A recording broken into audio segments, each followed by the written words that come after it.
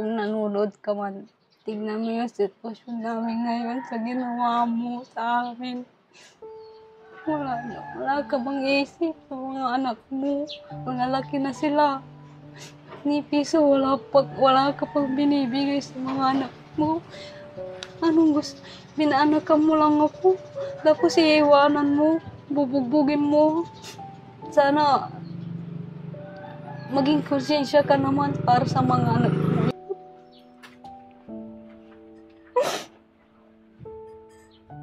Kaya mo yan.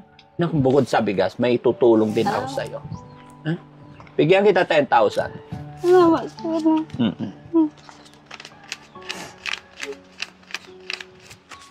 Kawawa mga kababayan, mga ganito natin mga kababayan na pagkatapos anak ka ng 4, tapos iiwanan na lang, no? Hindi na nakonsensya. Yung kamay mo, anak. 1. Hello po. Magandang umaga po. Kumusta, Nay? Pasok po kami. Kumusta po kayo, Nay? Ba't walang short yung bata? Pakilagyan ng short. No, kasi magkaka-violation tayo. Mga kababayan, mga kabarangay, magandang umaga po sa atin lahat. Ayan, kumusta po kayo? Mga kababayan, ang Team Daddy Frankie nandito po ngayon sa Barangay Patakbo, Basista, Pangasinan. At ito mga kababayan, may lumapit sa atin na isang nanay at gustong humingi ng tulong kay Daddy Frankie. Kaya naman nandito tayo ngayon sa kanilang maliit na bahay, barong-barong, para kumustahin at kausapin. So, Nay, kumusta po kayo? Po, kahit pa paano, lumalaban sa'yo. Lumalaban. Ano pangalan ni Nanay? Sheila po. Nanay Sheila, ilang taon ka na po? 29. 29. So, pwede makipagkwentuhan? Upo ka, Nay. Tabihan mo yung anak mo. Okay lang siya dyan? Sige. Pwede rin ako tumabi sa inyo, Nay? Okay lang umupo din dyan? Matibay po. Matibay. Okay. Kumusta ka? Kumusta ka? Kasi po. Okay lang. Nanay Sheila, siguro kilala mo naman na ako. Kilala mo ba ako? Napapanood ko po yung aming Napapanood. Sige, okay lang, idikit ko to. Okay. Ayan. Para, okay. Nasa kabila na lang. Wait lang. Okay. Kumusta po kayo dito, Nay? Yes, lang. Sheila na lang kasi mas matanda ako, parang anak na kita. 28 ka pa lang kamo. 29. Anong hanap buhay niyo? Minsan nakikibalat po ng mais. Nakikibalat. Opo. Minsan nakikilabada rin ako para sa may pambuhay at sa mga anak ko. Ilan ba anak niyo? 4. 4. Ito yung bunso. Ay, ba't ka umiiyak na? Oo, sa mga anak ko kasi. Awa ko sa mga may gusto silang bilhin, hindi ko maibigay. Kaya naghahanap buhay ako para maibigay ko yung mga pagkain nila. Bakit? Nasaan ba asawa mo? Nakiasawa sa iba. 4 na 4 months na pinagbubuntis ko to, yun, nag-asawa. 4 na, nung time na buntis ka, 4 na buwan pa lang sa tiyan mo, Opo. nag-asawa siya na iba? Opo. Bakit? Ano nangyari? Hindi ko po alam na ano lang kami sa bahay ng biyanan ko. Nakikitira lang kami sa kanila dun sa Bulacan. So, nung nalaman ko na mali na pala yung pinatatago nila na may kausap sila ng bagong manugang nila. Ayun, pinatago na hanggang sa sir, na ayun, nag-isip ako na uuwi na ako. Tinawagan ko si nanay ko, umutang ng pera para pagpamasahin naming 3 ng mga anak ko. Ngayon, umuwi kami dito. Kaya dito kayo ngayon nakatira? Opo. Paano mo binubuhay yung mga anak mo ngayon? Minsan po, binibigyan kami ng pagkain ni nanay ko. Nakikilaba lang din siya. Ay, yung nanay mo nakikilaba din. Opo. Tapos ikaw minsan labada rin. Opo. Ilang taon ang panganay mo? 11 years old. Tapos pangalawa? 10 years old. 10 years old. Pangatlo? 9 years old. 9. Magto 2 years old na lang. Magto 2 years old na. Asan na yung asawa mo ngayon? Hindi ko na, wala na po akong balik. sir. Wala ka ng balita? Mula noong umalis ka doon sa Opo. inyo, na umuwi ka dito, Wala na. hindi na siya nagparamdam sa inyo? Hindi ka man lang nanawagan sa kanya para sa anak nyo na lang, kahit suportan? Kinulit ko siya nung kailan nung alam ko pa yung number niya, yung wala pang register na ano ng Oo. Ngayon, tinawagan ko. Magbigay ka naman ng para sa mga anak mo. Wala akong maibibigay sa akin. Kasal ba kayo? Hindi po, sir. Ay, hindi kayo kasal. Pero kahit na, bilang Yung piso, wala akong binibigay.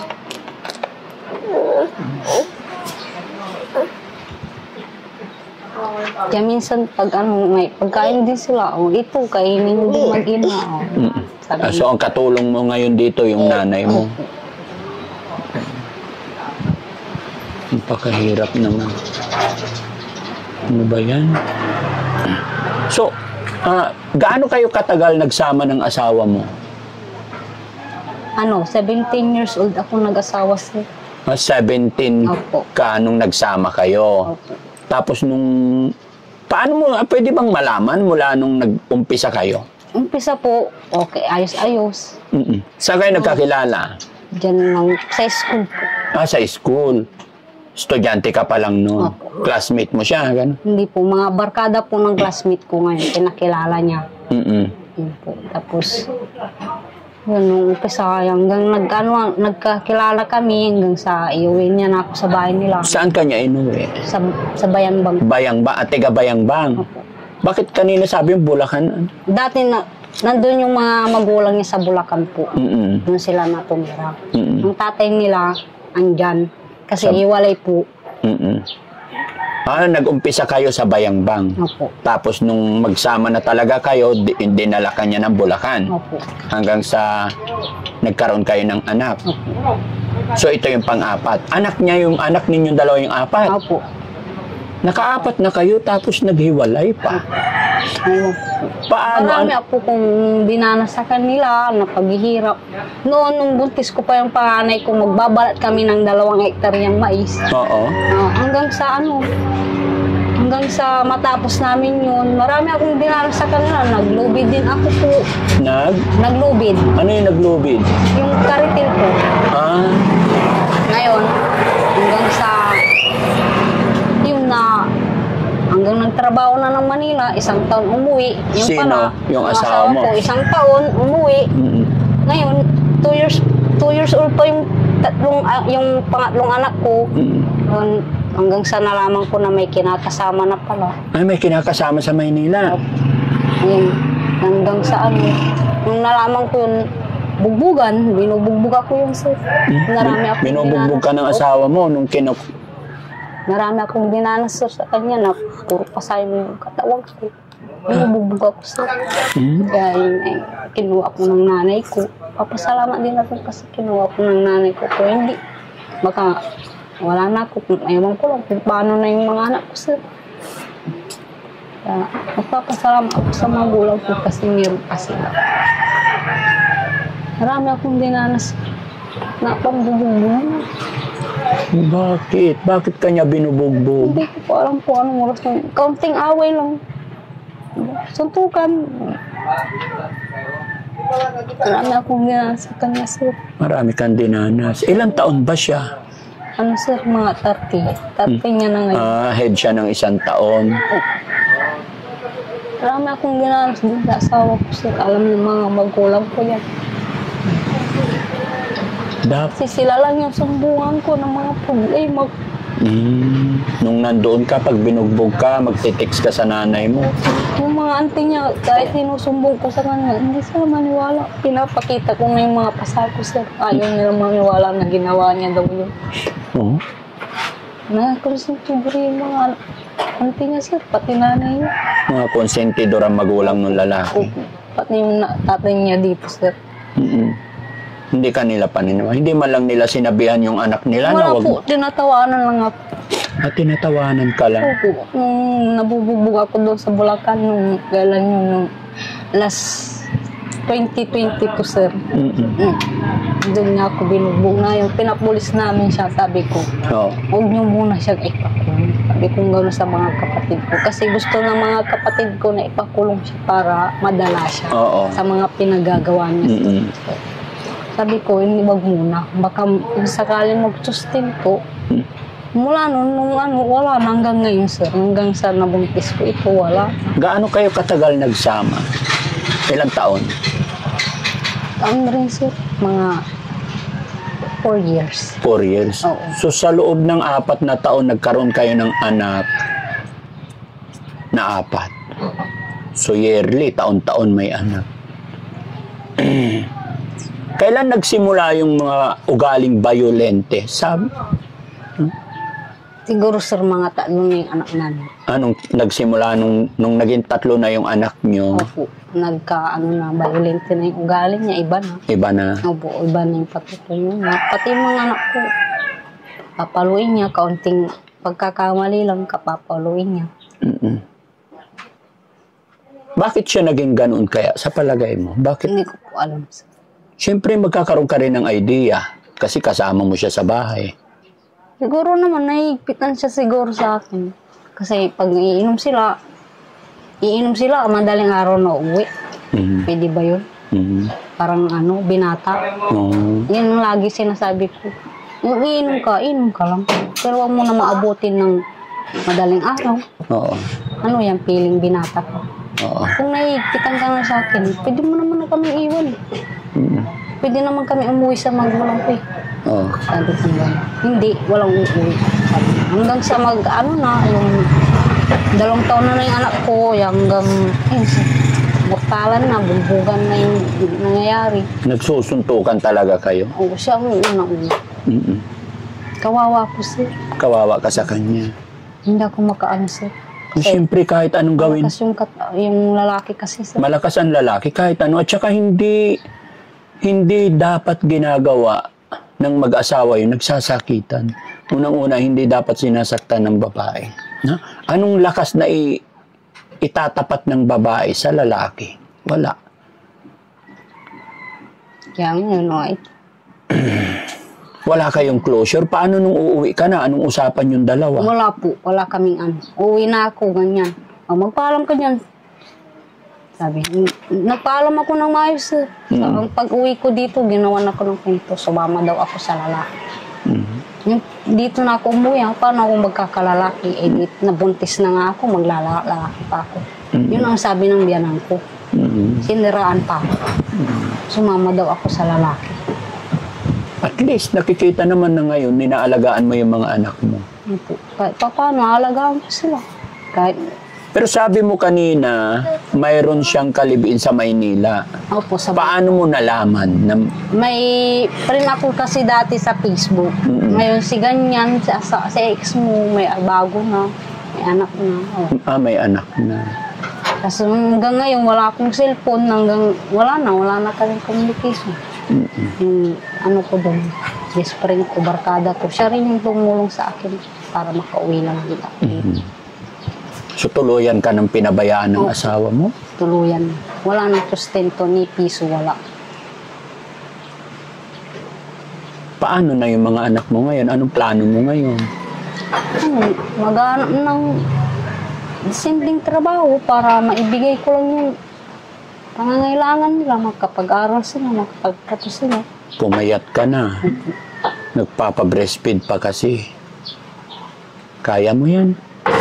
Kakayahan para sa mga anak ko, sir. Para sa mga anak ko. Para sa mga anak mo? Lalaglasan ko ng gusto para sa mga anak ko. Ayaw ko ipakita na yung nahihirapan ako kasi nagigita ko yung mga anak ko. Pati sila na-apektuhan, sir. Kaya, sinatyagaan ko lang yung paglalabas, sir. Sa isang araw, 500 o. Kakasya na rin. Pero bukasan, Nay, may kayo dyan, migas kayo, Nay. Bayaran ko na pag nagkalaba ako ulit, Nay. Bibigyan ako. May tulang mo. Sabi ng nanay ko, kahit matanda na yung nanay ko, minsan nakikita ko yan sa pinagtatrabaho nila, masasakit yung paa niya. Nakikita, naawa din ako kasi magsisenyor na, sir. Pag nakahanap ako ng trabaho, baka patigilin ko rin nanay ko sila na mag-alaga sa mga anak ko. Susupok lang ko na sila. Laban lang. Ano yung pangalan mo ulit? Sheila po. Sheila, ha? Ano man, tama yung nasa isip mo. Lakasan mo lang yung loob mo. Alam ko, nahihirapan ka. Nakikita ko sa sarili mo, pero ingatan mo rin katawan mo kasi pumayat ka na. Nagiging butot balat ka na. Pero kumain ka ng maraming gulay. Lakasan mo yung loob mo. Bata ka pa naman. Pag lumaki yung mga anak mo, malay mo. No? May kasabihan nga tayo, kung hindi tayo sinwerte sa ating pagpapamilya, malay mo, sa iyong pamilya doon kaswertehin. What I mean is, dito sa mga anak mo, pag napalaki mo sila, pag napag-aral mo sila, kaya mo yan. Habang tumatagal, basta nagsisikap ka, sa umpisa mahirap talaga. Lahat ng bagay, sa simula mahirap. Pero habang tumatagal, natututunan mo ang lahat, gumagaan. Diba? Hindi porkit nag-failed ka or hindi naging maganda yung pag-aasawa mo is tuloy-tuloy na gano'n. Hindi. Sa iyong pagkakamali. Nagkamali, nadapa tayo, babangon tayo. No? At swerte ka pa rin kasi andyan ang nanay mo, andyan ang pamilya mo, mga kapatid mo, nagagabay at tutulong sa'yo. Tapos dito talaga kayo nakahiga. Pag umuulan, di malamig. Pag umuulan po, lalagyan ko lang ng yero yan, sir. Lalagyan mo yero, pangharang. Hindi man lang nakonsensya yung asawa mo. Matigas ang puso, sir. Bato. Ba't may mga ganun tatay? May ganun. After all niyang makagawa ng 4 na anak, naisipan pang maghanap ng iba. May patunay ka na, ay sa bagay, hindi kayo kasal, no? Pero meron man akong patunay, pero hindi ko rin maano. Kasi yung cellphone ko sira. Sira na. Pagpasa Diyos mo na lang. Yun nga po yung ginagawa ko, sir. Araw-araw pagdadasal ko sa Diyos, nabibigyan ako ng lakas ng pangatawan. Hindi niya ako bigyan ng sakit. Para maano ko lang yung mga anak. Paano yun? Nagsasaing kayo o iisa na lang ang kaldero nyo ng nanay mo? Hindi po, saing lang. Nagsasaing ka? Opo. Sariling ano ko. May sarili ka rin bigas? Opo. Pahingi akong bigas, isang sakong bigas. Bigyan natin si Nanay Sheila.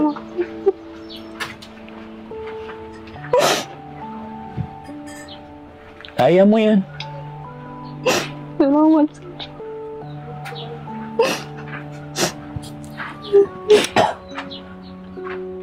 Salamat ako't nakilala kita sa araw na ito, no? Nakakaawa mga kababayan kasi kung makikita ninyo yung bahay niya, dito lang sila nakatira. 4 ang anak. Tapos ito. Okay, sana kung kasama, naintindihan na natin mga kababayan yung hirap ng buhay dahil nandito na yan. Pero kung kasama sana ang asawa niya kahit mahirap, kayang-kaya. Malalagpasan. Basta nandyan may kaakibat yung asawa, di ba? Dahil silang dalawang Kaya lang, hindi ko alam bakit may mga ganong tatay, no? May mga ganong, di sana, nung isa pa lang, no? Pero umabot pa ng 4, saka mo nalaman na ganon. Sa totoo lang, sir, ang anak niya sa bawat 3 babae yan, ay 4 na babae, sir. 7, sir, na anak niya, iba-ibang babae. 7 na anak niya. Kasama yung 4 sa'yo? Opo. O, so ibig sabihin, 4 sa'yo, tapos may 3 pa siyang anak. Alam mo, minsan, sinasabi ko, ayan, may bigas tayo dito, bro. Thank you, Kuya Jesse. Ayan. Sana makatulong, no? Minsan talaga, pag may nakikita akong ganitong problema, sinasabi ko sa kanila, gawan ng paraan para magsama, magbalikan. Dahil iniisip namin is yung mga bata. Hanggat kaya kong isave sana kung ano pwede kong maipayo, ipinapayo ko para magbalikan. Pero sa nalaman ko ngayon na sinasaktan ka pala, Tapos marami siyang anak, binubugbog ka. Napakahirap. Hindi ko na isasuggest na magbalikan pa. Kasi kung sinasaktan ka na ng tao, ibang usapan na kasi yun eh. Sinasaktan ka ng asawa mo, ibang usapan na yun. So, ang suggest ko na lang sa'yo, pray ka lang lagi kay God, pagkatatag ka, kaya mo yan. Wala, anak, puro lalaki, anak mo yan. O, tignan mo, puro lalaki pa. Malalakas yan pag napalaki mo sila, no? Kaya wag ka mawala ng pag-asa, no? Anong ulam nyo ngayong lunch? Mag-ulam na lang po kami ng sardinas. Sardinas. Madalas, anong ulam? Minsan laki, may tuyo. Gusto naman nila. Minsan gulay. Bibili din ako pag nagpira. Pag nagsahod ako, bibili ako ng gulay. Minsan, papaulamin ko sila ng manok. Dahil minsan lang kasi sa isang linggo, sir. Gaano ba kamahal yung mga anak mo? Sobra, sir. Hindi pa sa buhay ko, sir. Sila yung lakas ko, sir. Kung may magagawa lang ako, gusto kitang matulungan talaga. Kaya lang, ayun, mahirap lang din ako. Pero wag kang mag-alala. No? Andyan si God, gaya na aking sinabi. Wag na wag kang susuko. Ingatan mo yung sarili, katawan mo. Dahil sa'yo umaasa yung 4 mong anak. Opo. Okay? Mayroon din akong bukod sa bigas. May tutulong din ako sa'yo. Huh? Bigyan kita 10,000. Salamat, sir.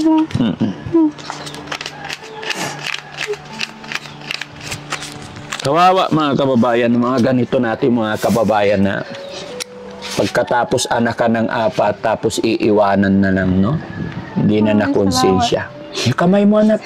1, 2, 3, 4, 5, 6, 7, 8, 9, 10,000. Salamat, sir. Maraming salamat. Naibibigay ko na, bibili ako na ng laro ng mga anak. Basta, pakaingatan mo yung perang yan. Pakaingatan mo yan. Sipin mo yung future ng mga anak mo, kung anong kailangan ng mga anak mo, vitamins ng mga anak mo, para hindi sila magkasakit. Pati ikaw, mag-vitamins ka. Mas malaki ang problema pag nagkasakit ang mga anak.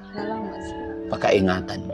Bihira magkaroon ng blessing sa hirap ng buhay ngayon.